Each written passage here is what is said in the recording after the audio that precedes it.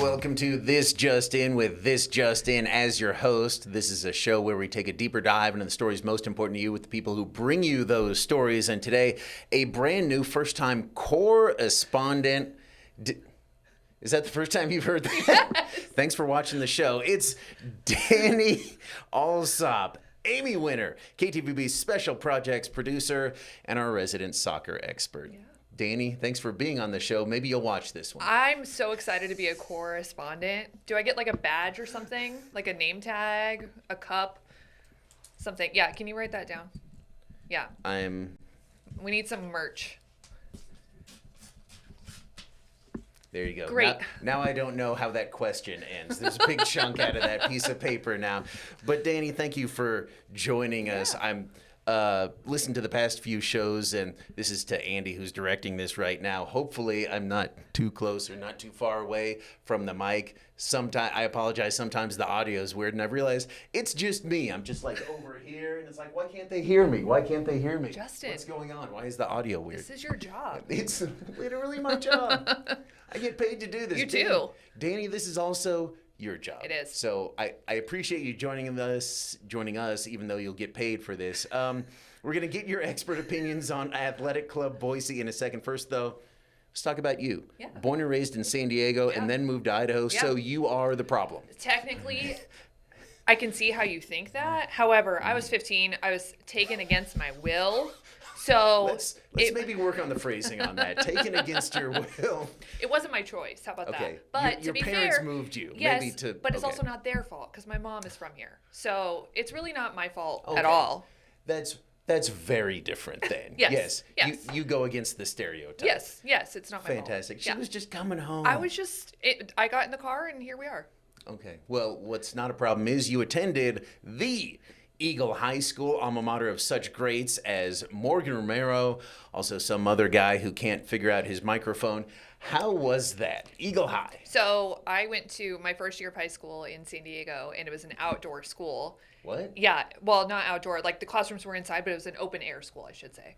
So everything was open air. No hallways. Nope. And so when we moved here, I thought that was only in the movies that happened. And so when I came, I was like, oh, this is real. Okay.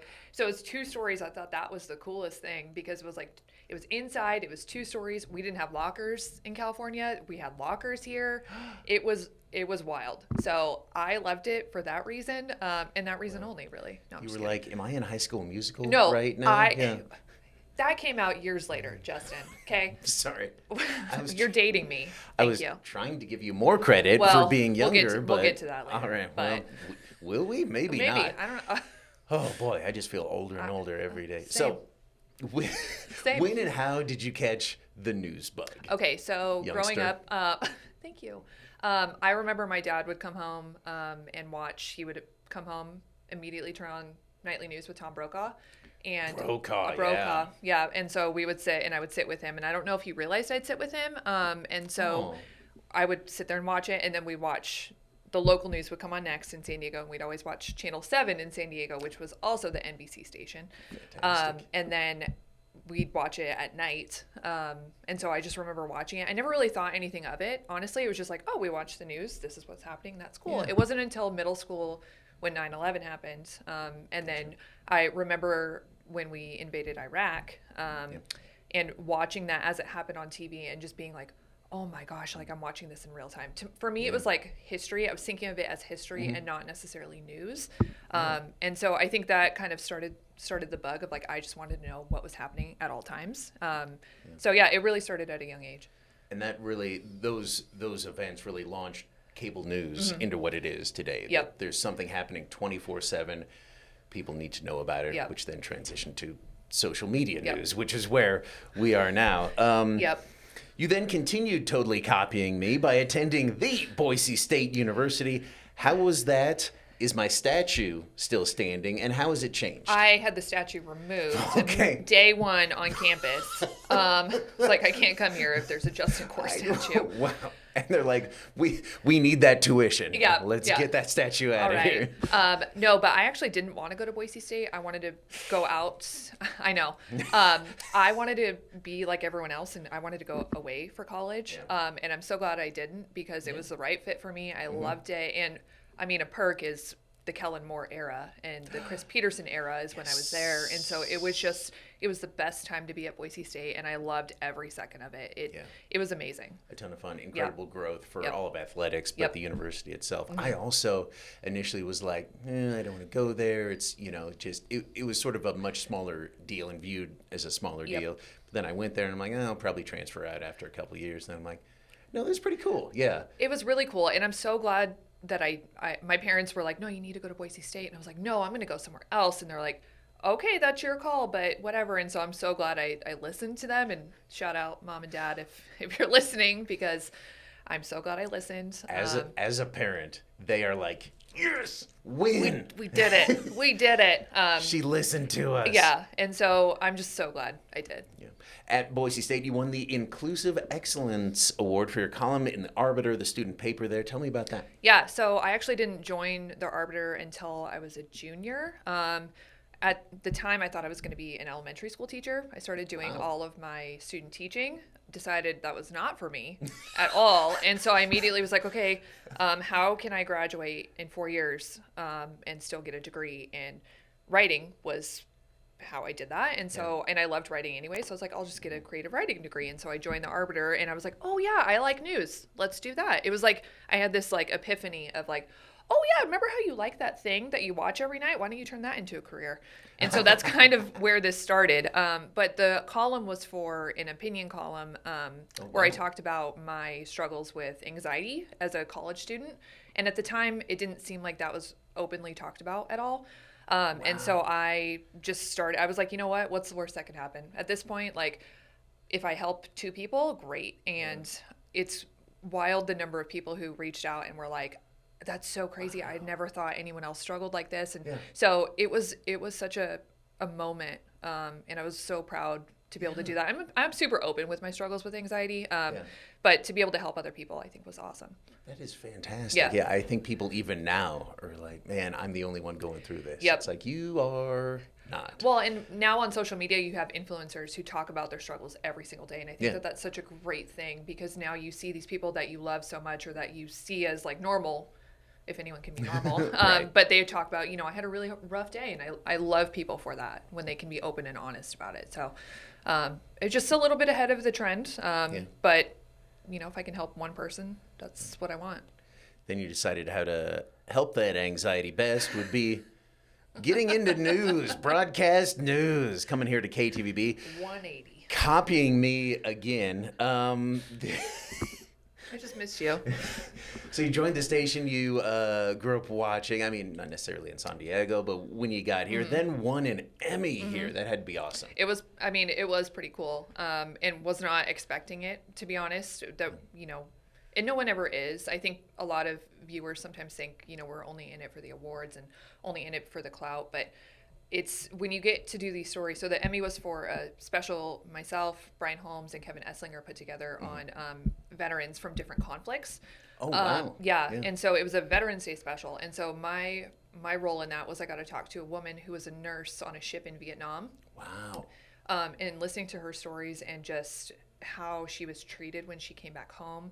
And, that it was really hard to talk about for a long time because people didn't agree with what they were doing, but she still served her country. It was one of those moments where I loved every second of it, because you learn so much and you get to know these people. And I think that that's what it's all about. So. Yeah. And hard stories to tell, again, but are worth telling and are important to tell. Well, and I think that's exactly it. They're so important to tell, and those things take time too. I think that took us a couple months to put together, because you have to be willing to wait for when people are ready. Sometimes people aren't ready to talk about it, and that's okay, but their stories are so worth waiting for, and you just want to be able to amplify their voices, because sometimes people like that, their voices haven't been amplified. And so for the first time, 50 years later, being able to openly share, what they went through. was great. And for those of you who hate or love to hate the 208, you're partly to blame. You helped launch that and then produced it for like 3-4 years. I loved the 208. So the idea came around in 2019, and we launched in January 2020, which we had 2 months in the studio, and then, COVID happened. But the idea was all hyper local, so only Idaho, or only things that could be connected to Idaho. And so it's such a hard show to do every single day, and the team that does it is incredible. And I don't think that they get a ton of kudos, because no one realizes how hard it is. But it's so cool to be able to like find these little tidbits of Idaho history and like dig into them. And like we talked about Geronimo, the flying or the parachuting beaver. Like, would have never known about that, and that's such a 208 story of like, we're going to spend 5 minutes talking about a parachuting beaver in the 70s. Like, who else does that? And how cool to have a platform to be able to do that, Really incredible. Yeah. Now you're the senior special projects producer. I totally know. But for those who don't, do you? What do y'all do? Y'all is me. Yes, you all. You all, me.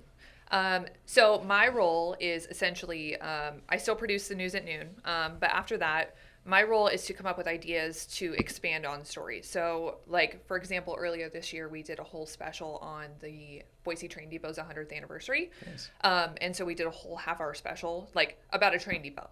Like, how cool is that? Being able to talk about unique parts of history.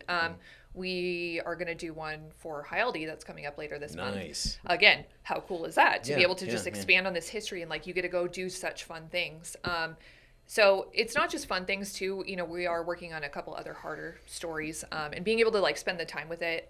We also relaunched Exploring Idaho. Yeah. And so being able to work with the reporters and the anchors to be able to put those together, like, where can we go in Idaho that no one's ever been before? Or how can we tell this story differently from the original version of Exploring Idaho, which aired in the 90s. So it's really cool to be able to like dip my toes in a lot of different things and still be able to do news every day, but still, being like, hey, I think we should do a whole half-hour special on a parachuting beaver. How can I make that happen? Right. And I would. Or a whole hour on the live announcement of Athletic Club Boise, pro soccer in Boise, or coming to it. We'll talk about that after this.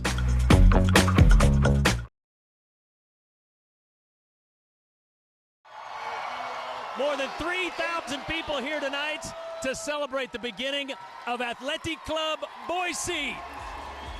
Welcome to Expo, Idaho. Former home of LeBois Park will soon to be the home of Boise's first and only professional soccer team here in Garden City. Welcome along as we're going to bring you the unveiling tonight of the team name, the team colors, and of course, all of the mascot and all of the crest and everything.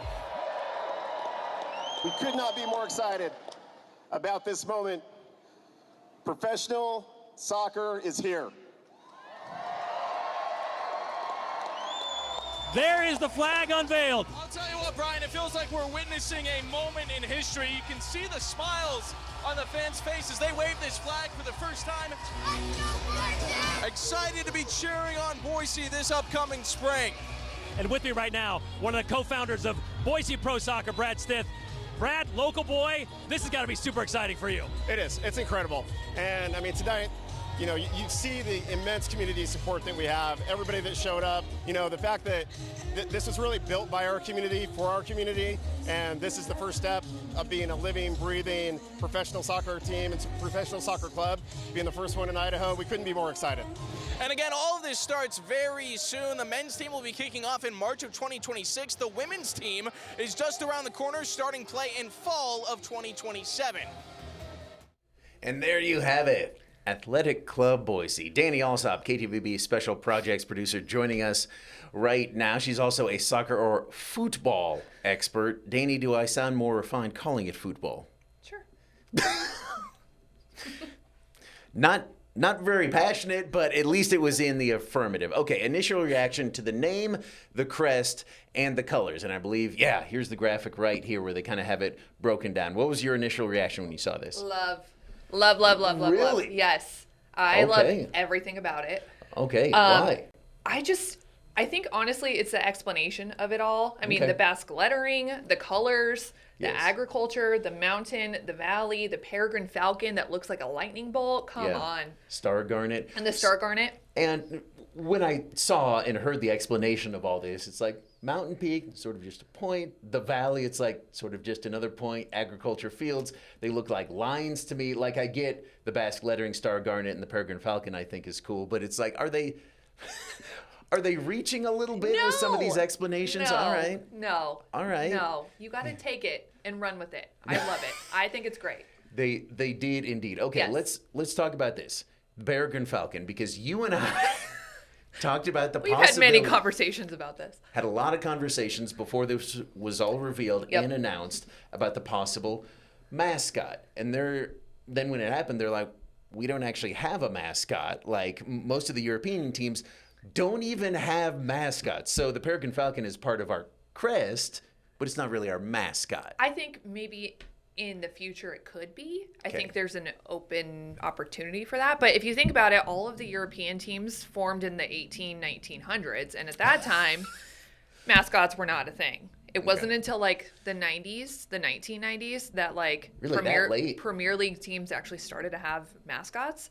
And so mascots are very American. And so I think when you are But it's an American I get club. it. I get it. But we're also Athletic Club Boise. Yes. So we're But like all we're the playing MLS teams have mascots. correct. I'm not saying we can't and we won't, or that they won't. I shouldn't say we, that they won't. But Yeah. Probably for short. I mean, a lot of fans around here might just call them the Peregrines or the Falcons. Perry the Peregrine. Okay, don't say that out loud. They're gonna steal can take that. it. They can take it. That's okay, fine. Yeah, that's yours to That's take, fine. ACB. Yeah. We were talking about the colors as well. We thought it was going to be a good idea if all of the pro teams in Boise, so the Steelheads, the Hawks, the Broncos, maybe. I know they're not pro, but the Falcons, whatever, Yeah. got the same colors like they do in Pittsburgh. Yep. That not the case. No, and I'm okay with it because again, Justin and I have had many conversations about this. Probably too many. For like a month, we were playing the guessing game of what is it, and so then we came up with this theory of, okay, what if it adopted one of the other sports teams' colors? Yeah. And obviously that didn't happen. However, it works, and I love it. I love that it's different, and you can see that there's a little bit of purple in there too. Oh. Yep. So like for the alternate jerseys, Yep. maybe. I think, or maybe right for on the eye there. for Yeah. the women's team as well, because they There you don't go. play until 2027. So maybe that's their colors. I don't know, but I think an alternate jersey in purple would be just so nice. Fantastic. Yeah. I mean, really, the big question, we saw the turnout there at the announcement, but are people going to show up to watch these teams play? I mean, there were 3,000 people just at the turnout Just to see them see roll out this. a flag, yeah. And they've already sold something like 4,000, or not sold, but put down season deposits for 4,000 tickets. It's the most. Wow, and that's they how broke many a seats U- are they going to have in the first iteration of the stadium? close like to five that, or six? five yeah. or six. Yeah. And so they've already broken the USL record for number of season ticket deposits. So if you're asking if it's going to be successful, I would say yes, very much so, because all of those numbers in general, and Boise's such a soccer city anyway, that it was just time, and it's been a decade in the making. So I've made the point for years and sort of asked the question. You see so many kids. The number one youth sport in America is soccer, and it's been that way for a while. That's certainly the case in this valley as well. You see some elite soccer players out there coming out of here, but having to come out of here. But then there was always sort of a disconnect. It's like, why aren't they then going on to play as many of them as, play youth sports? To play on the college level and then play on the pro level. Yeah. Like what was going on there? I don't know, but I mean, within the last 10, 15 years, we've had a number of women who've gone on to play. I mean, Correct. Sophia Yeah. Huerta, Right. Emily Sams, who went to Centennial for a year. Yeah. She now plays for Orlando Pride. Maria Sanchez, who Yeah. went to American Falls. She actually just left the San Diego Wave and now plays for a professional team in Mexico. There's someone else I'm forgetting. That's okay. We'll edit it in post. We'll edit, yeah. Just move your mouth and then I'll voice over it. No, I'm just kidding. I don't have time to edit this. But that's a good point. And maybe like more kids growing up and seeing pro soccer on the women and men's level will be like, I can actually keep playing this. This isn't something where I need to, go play football now in middle or high school. Well, and exactly. And I think having a hometown team where these kids can actually go and physically watch these games every weekend, that's going to be a game changer for Boise and for Idaho. So hopefully this will help change that pipeline to get into the pros a little bit more. Because we have the ability to train them. We just need to figure that out. Sort of the foundation is there. Yep. Absolutely. Now we just got to build on it. Yep. Hopefully ACB does that. Dani, thank you so much. Well, you say you're not young anymore, but you I didn't say that. I didn't either. I didn't say it. I don't know where I heard that.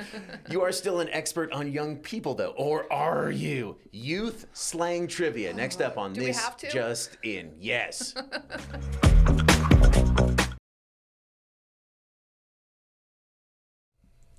Welcome back to This Just In with Madison Proof, Idaho's finest rapper. What is she doing here?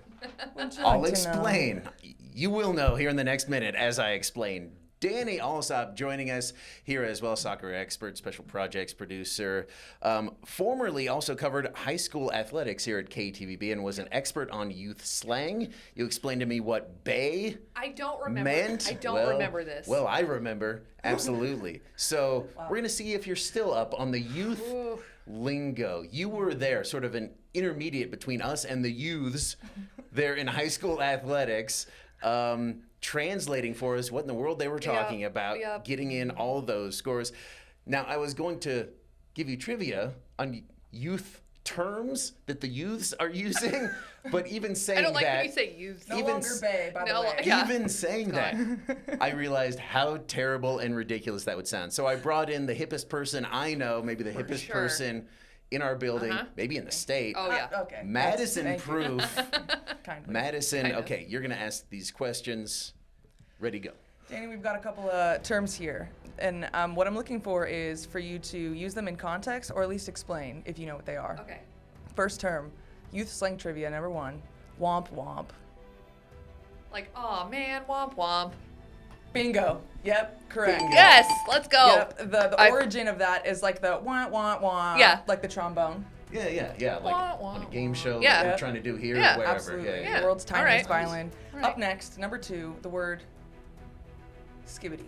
Oh God, no! I hate this word, and I'm not engaging in it. I hate this Not word. at all? No. If you had to guess.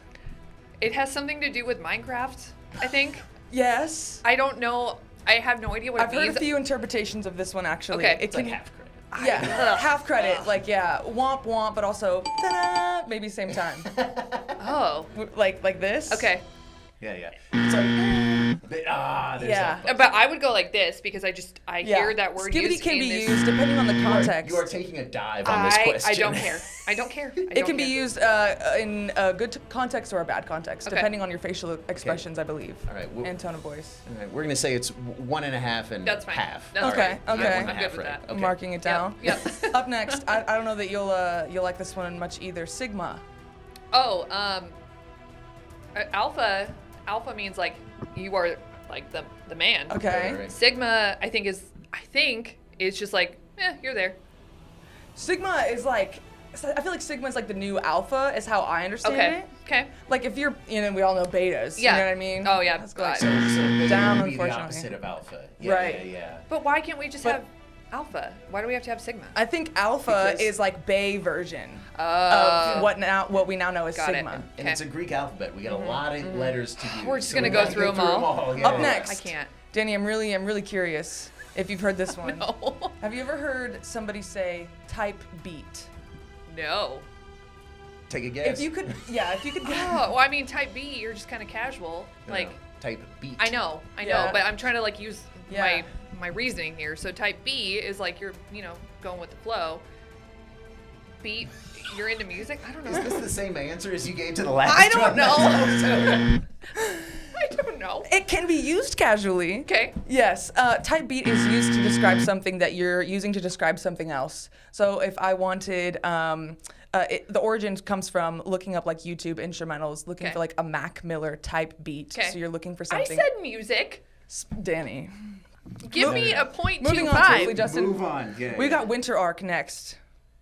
What's a winter arc? What does one do? Game of Thrones? I don't. Winter arc is coming. Winter Dang arc. it. Winter arc I've is never heard of this before. is like the new movement. Usually people think of like a sedentary winter, you know, people go into hibernation. Okay. This is a new trend where people take their winter arc and they go beast mode, okay? Yeah. And I will they not come be in a winter arc. Trying and to be a better them. they come out All of, right. yes, they come out of hibernation, a jacked beast. All right, just about 30 seconds. Okay. Just about last. Fiend. What is it? Fiend? Fiend. It's a song. A person who sings. You were both going like this. Dang it. Yeah. That person would be Tomato. Travis Scott. Yeah. All right. Danny, 1.5 or 2 out of 6. That's an Still better than my 1.5 out of 5 that I got on Hometown Trivia All right. for Meridian, All right. Idaho. I beat JustIN. That's all that matters. That's barely, and maybe not I quite. still beat You you. have failed me. I Madison, know. thank That's you what I'm for really your- upset about. But not being as hip as Madison, most people are can't. not. Danny, No. thank you so much. Comments or questions, just text them 208-321-5614, #JustIn. Danny, you're the best. See you next time.